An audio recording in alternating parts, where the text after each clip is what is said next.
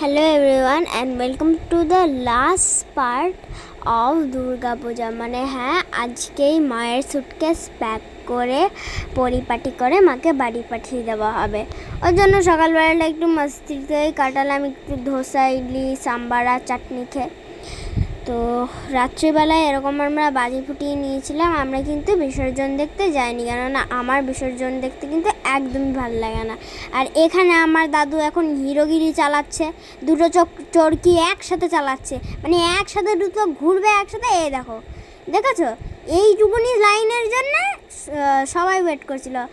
আর হঠাৎ করে তারাবাতি জ্বালাতে গিয়ে মামার হাতটা না একটুখানি মানে হাতে ফোসকা পড়ে গেছিলো, কিন্তু তারপর আনন্দে সেটা আমরা সব ভুলে গেছি। আর বাবা এখানে আবার আরেক হিরোগিরি চালাচ্ছে, সব কটা চটপটি একসাথে ফাটাচ্ছে, মানে ভাবতে পারো তোমরা, সব কটা চটপটি একসাথে ফাটাচ্ছে।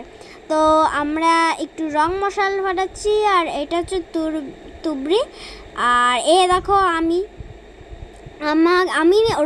এখন রং মশালেও ভয় পাই, যদি হাতটা কোনো রকমে পুড়ে যায়। আর দেখো তিনজনে একসাথে এইরকমভাবে রং মশাল ঘোরাচ্ছি, কত সুন্দর লাগছে দেখছেন। আর মামা তারপর আবার দিদাকে দিয়ে দিল, কেননা মামার আবার ভয় লাগছিল।